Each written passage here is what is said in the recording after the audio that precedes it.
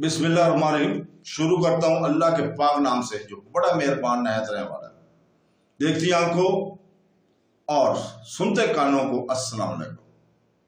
बहनों, भाइयों, बुजुर्गों, आज हम इस इस्लामी तालीमात की मालूमाती वीडियो में हम काफिरों के साथ तल्लुकात के बारे में इस्लामी नुक्ता नजर को बयान कर रहे हैं। कलीदी नसूस और इल्मी तशरीयात का तजज़िया करके हमारा मकसद इन रहनुमा खतूत को वाज़ा करना है जो इन तामुलात को कंट्रोल करती हैं। बहस, बामी एहतराम, अफ़हाम व तफ़हीम और मुख्तलिफ अक़ायद में मुस्बत मशगूलियत के अमकनात को उजागर करती है। तो दोस्तों, बहनों, भाइयों, बुजुर्गों, अल्लाह ताला ने सूरह अल इमरान की आयत नंबर 118 में फरमाया है, जिसका तर्जुमा है, ऐ ईमान वालों, गैरों को राजदार ना बनाओ, वो तुम्हारी बुराई में कमी नहीं करेंगे, वो तो चाहते हैं कि तुम मुशक्कत में पड़ जाओ। बेशक इनका बोहज तो इनके मुंह से ज़ाहिर हो चुका है और जो इनके दिलों में छुपा हुआ है वो इससे भी बढ़कर है। बेशक हमने तुम्हारे लिए खोल कर आयतें बयान कर दी अगर तुम अक्ल रखते हो। तो दोस्तों, बाद मुसलमान अपने क़राबतदार और रिश्तेदार यहूदियों वगैरह से क़राबत या पड़ोस की बना पर दोस्ती और मेल जो रखते हैं, इनके मुतल्लिक़ ये आयत करीमा नाज़िल हुई थी।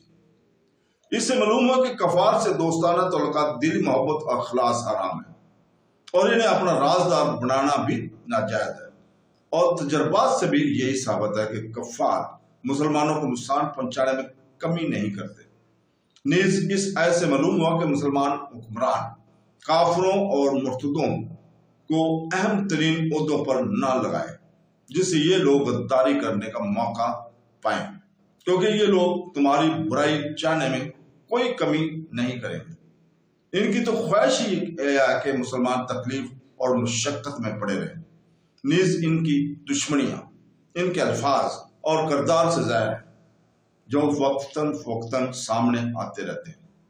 जब ज़बानी दुश्मनी भी सामने आती रहती है तो जो दुश्मनी और मुसलमानों से बुग़्ज़ और अदावत इनके दिलों में होगी वो किस कदर होगी। यकीनन इनके दिलों में मौजूदा दुश्मनी ज़हरी दुश्मनी से बढ़कर है। लिहाजा है मुसलमानों, इनसे दोस्ती ना करो। अल्लाह ताला तुम्हारे सामने अपनी आयतें खोल कर बयान फरमाता है। कुरान पाक की जामियत और हक़ानियत को अगर समझना हो तो इन आयात को सामने रखकर तालीम तमाम दुनिया के मुसलमान और काफिर ममालिक के हालात का जायजा ले लें। अगर अल्लाह ताला ने जो कुछ बयान फरमाया है वो कतई तौर पर हक और सच नहीं है, यकीनन सच है। तारीख आलम, तारीख इस्लाम और मौजूदा हालात तमाम के तमाम कुरान पाक की इन आयात की सदाकत पर दलालत करते हैं। लेकिन अफसोस कि अभी भी हमारी आंखें ख्वाब गफलत में है।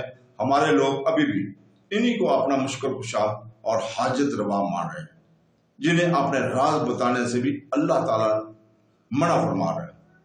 तो दोस्तों, अल्लाह ताला से दुआ है कि वो हमें कुरान पाक को तर्जमे के साथ पढ़ने, उसको समझने की तौफीक अता फरमाए और हमें कुरान पाक में अल्लाह ताला के तमाम अहकामात पर अमल करने की तौफीक अता फरमाए। हमें इसके अल्लाह ताला के रसूल पाक सल्लल्लाहु अलैहि वसल्लम की हदीस को पढ़ने और उसको समझने और सुनते रसूल पर अमल करने की तौफीक अता फरमाए। आमीन सुम आमीन। तो बहनों, भाइयों और बुजुर्गों, हम इंशाअल्लाह ताला कल जंगे ओहद का एक कुरानी वाक़या बयान करेंगे जिसको कुरान में अल्लाह ताला ने खुद बयान किया है। तो आज हम यहीं पे ख़त्म करते हैं और कल तक के लिए इजाज़त भी चाहते हैं। तो दोस्तों, बहनों, भाइयों, कल तक के लिए इजाज़त। अल्लाह हाफ़िज़।